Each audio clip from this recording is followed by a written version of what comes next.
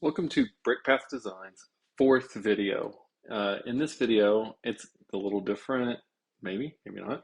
Uh, we're going to talk about the first rolling stock car or train car that I designed for my larger scaled locomotive and Lego trains.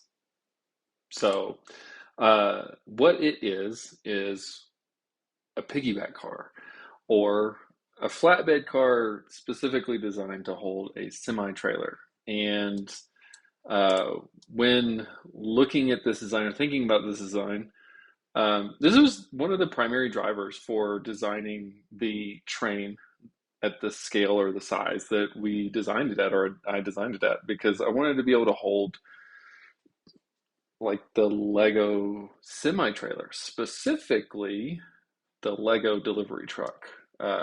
This one, I don't have the truck in front of this, but this was the trailer that I wanted to be able to hold on a train and kind of make it look like an intermodal train or um, a piggyback car. So right now, I actually have. So this was the design. It's has a coupler on both ends. This is termed like an A and B unit. I also have the center unit as well designed, um, but I don't have the center built yet. I do have the A and the B unit built. So this in the build, it actually turned out really well. Anyway, so there was some minor little hiccups. And actually, this is the redesign. I forgot to shoot like a 3D model version of the original. And really, what it was the center truck had issues where going around the standard Lego curve, whenever it turned, this little piece here would hit. It looks like it wants to hit, and it does. So actually, I need to rethink that because this is hitting that. The what we had, like I specifically had, I don't know if you can see it here on these trucks, but and this isn't well, anyway, this is what I had, like an air cylinder and spring, and this is, I think, a little bit more standard for like the locomotive itself, not a train car. So I may work on the trucks or the bogies, but I redesigned it just to have two air cylinders, which wouldn't be accurate in the real world, but still I wanted something here, so I put that there. And now I think we're good.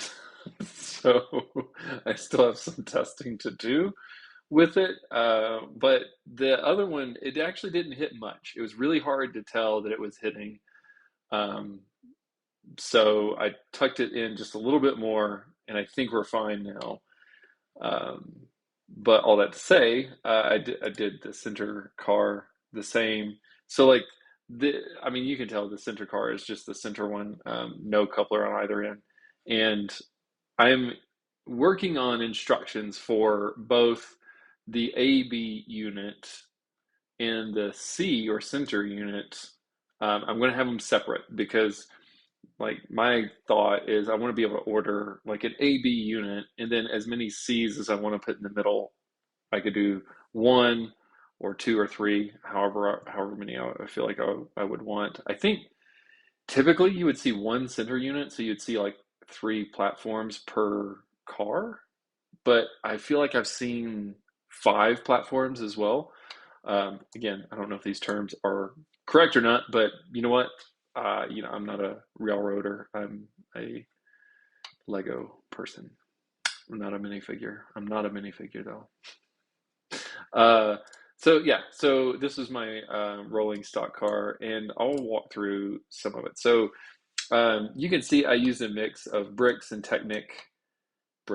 Technic pieces, bricks, some wedges, and um, like I on the end down here, the end's pretty big, but I have it secured pretty well. And like I said, I actually have this built with the Lego semi trailer on it, and there's no like give here. It's all pretty strong. It has to have a pretty wide opening for the coupler to swing all the way over for the Lego standard radius curve, which is honestly that's fine. But I like how you have the little curtain down here. It kind of it to me it looks good for a Lego car.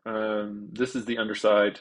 Again, trying to make it a little bit rigid. I don't want to see it sag, so tied everything in, I think, pretty well with Lego bricks and then pins and connectors and whatnot. And then just using like the Technic plates here on the bogies themselves. It works out pretty well. The trailer is fastened to the car through this little connection here, and the wedges honestly are kind of just for decoration. I think it looks cool to have the wedges around the wheels, or at least one set of wheels on a trailer, and I'll show you what that looks like in a minute. But I mean, building this was pretty satisfying with the way it went together. Like I said, once I finished up the instructions, I want to figure out the best way to share that. Haven't figured that out yet. The C unit's the same, same design, pretty much copied the same platform all the way across. So nothing, crazy different. The semi trailer is the semi trailer, right? That's part of a Lego set, and this is the intended look. So you have the A platform, the center platform, the B platform. You have the train cars, the Lego semi train. Wow, the Lego semi truck trailer on top of the train car. How about that one? That's cute. Um, you might notice in the video there's a slightly different coupler here than here. The next thing I want to look at is the coupler, and I am trying to figure out. So I've been working through design iterations on the coupler. This is the latest version of that coupler. I like it. It's a little bit more streamlined, a little bit tighter, a little bit stronger. So I'll be putting this on the cars and the locomotives in the future. And what else is there? Let's talk about this coupler for a moment. I'll take questions now, but that's not going to work. You want to see this part again because it looks cool. See how the semi-trailer is connected by the pin right here? Yeah, I mean, pretty straightforward. This is the same connector that's on the truck itself. And then the wedges kind of cradle the front axle, if you will. Same with all the other cars. So it's pretty good. It's actually one of the cool things about this is how heavy this set is. Like it's pretty substantial. And what I love about it, which I might mention in the actual video, the built version, but you can hear it moving, like you can hear creaking in the movement of the, like as it rolls down the tracks with the locomotive and the train cars. In another video, I mentioned the sound that I want to try to capture that sound. So yeah, it's going to have a rolling sound, so like the wheels on the rails themselves, but there's a creaking or a popping sound that also happens because this is so heavy. So I'm going to try to capture that. I'm going to see if I can get, let's see here. Let's see if I can do that real quick.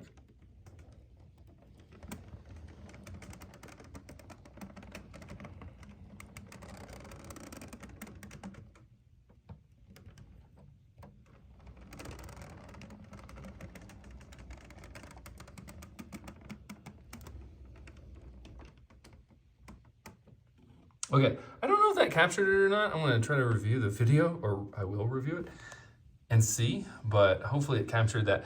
In person, it's a really satisfying sound actually, because it's so familiar if you've ever been next to a train, or hopefully not right next to it, but like close enough you can hear, like when a train rolls through town, it creaks, it pops, it's so heavy on the rails that there's that inevitable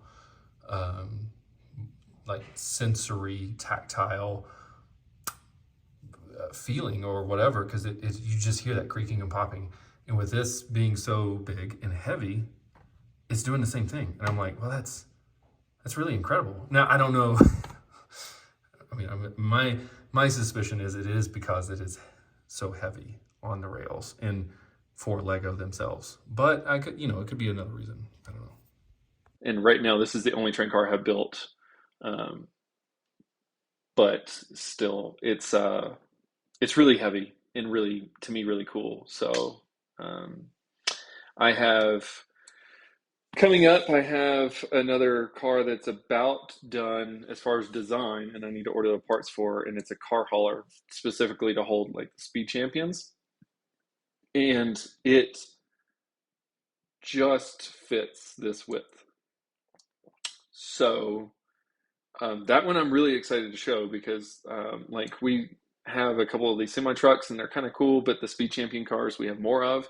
So the auto rack to haul the cars behind the locomotive and in line with like these cars, I think looks really cool, and I'll show that on another video. But for now, this is the one car I have built. So It's not bad. I mean, this is really, really, really close in terms of having a working train. Obviously, the gap here, it's a little bit longer than I want. Maybe I'll work on that too, because I don't think I need the long gap. I just need more articulation. So we'll see.